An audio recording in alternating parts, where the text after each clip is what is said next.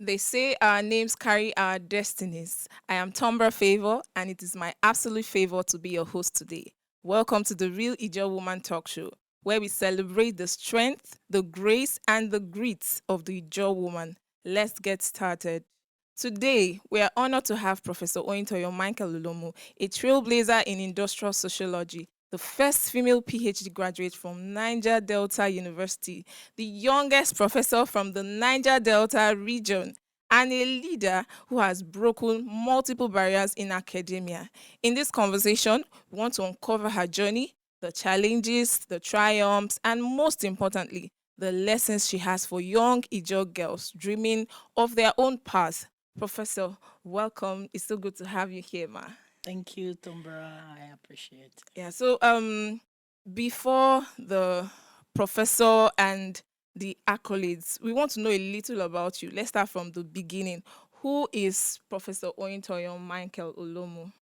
Okay, I'll simply say that Professor Oyintonyo Michael-Olomu is a Bayelsa, and I spent the better part of my years, which I'm spending though in Bayelsa State, because I attended my secondary school here. I went to virtual leaders, so Okay, I'm a okay. full Bayelsa, and by tracing my family tree, my maternal home is from Kolokuma Pokuma, Wow, okay, then Toribeni. My okay. paternal home is from Amatolo and Wow, Amasoma. Then I married from wow, Sagbama Ebedebre, so I'm wow. a full-blooded Bayelsan.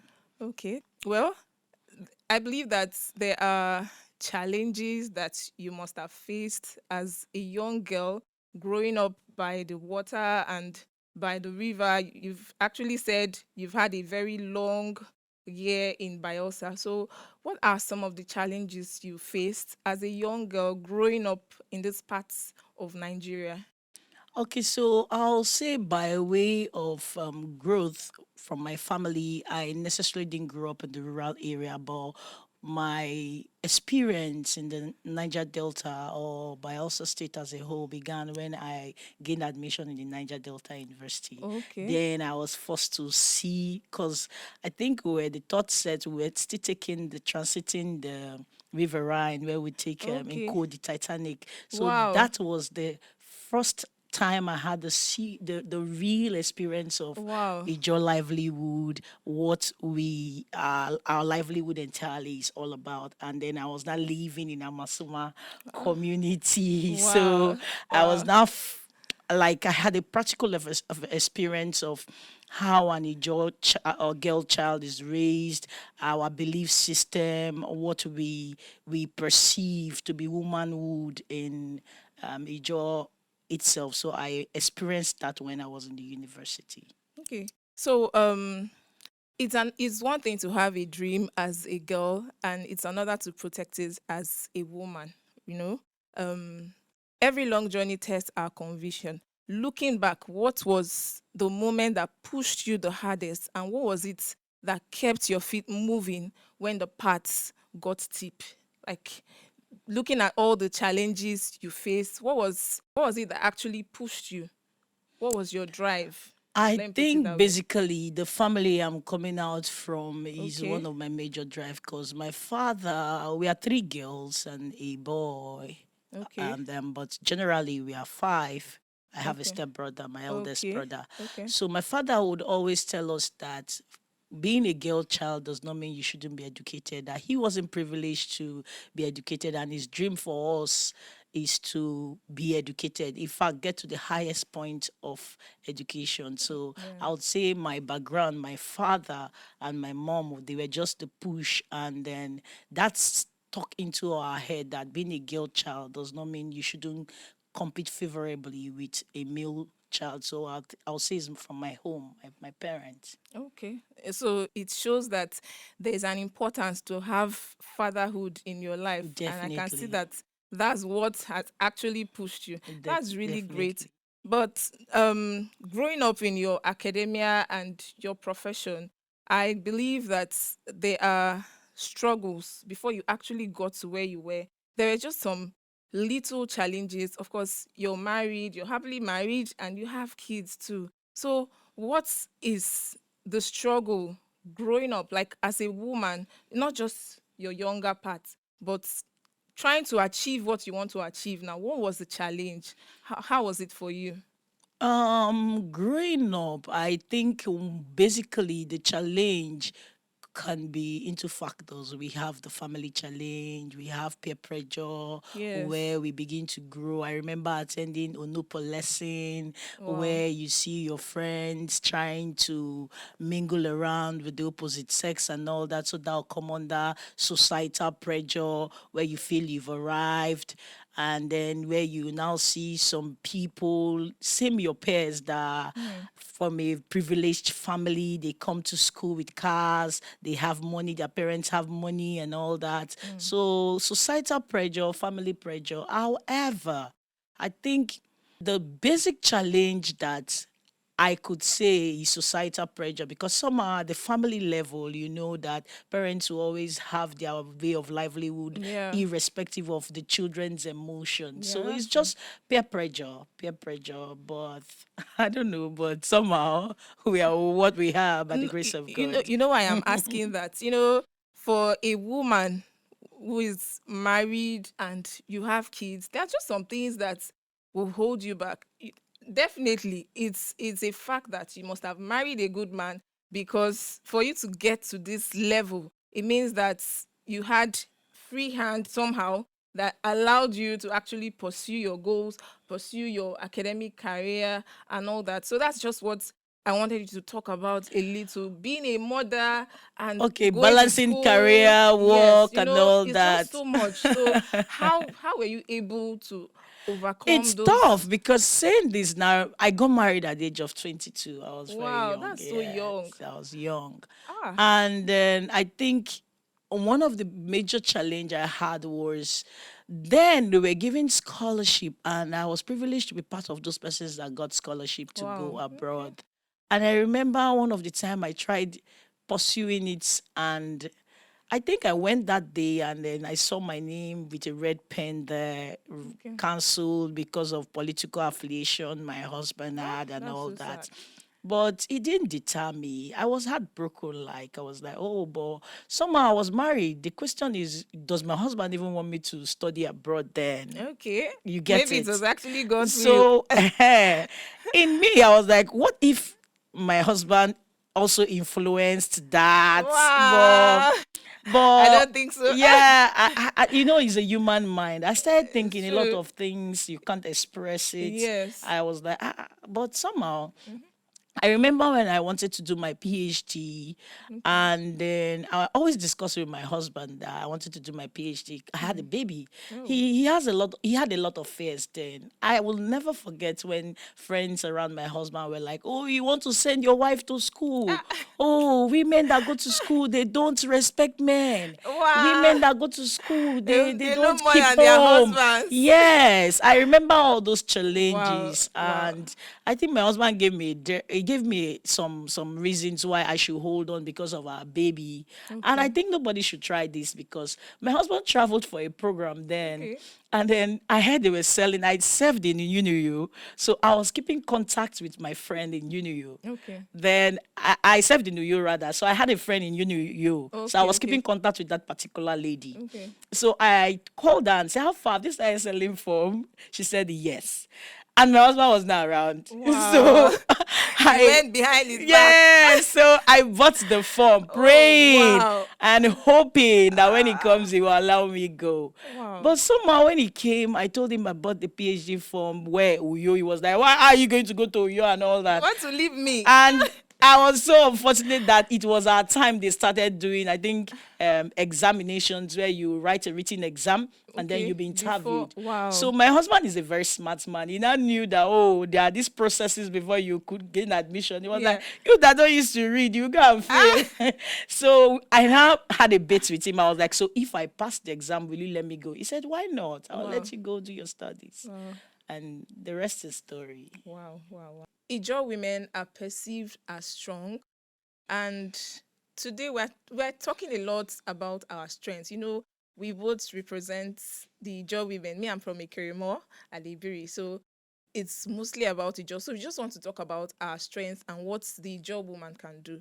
So I just want you to tell me, or tell us rather, what has strength required of you? Like sometimes that you just sit down and feel like just so much for me. What has it required? What has it actually required from you as a woman, as an Ijaw woman? What has it required of you? I think strength has required a lot from me right from when I was a teen child. I've always been a diligent woman. I've always been an hardworking person. I'm someone that don't procrastinate tasks. I'm someone that's never afraid of taking any Any challenge step. when it comes up.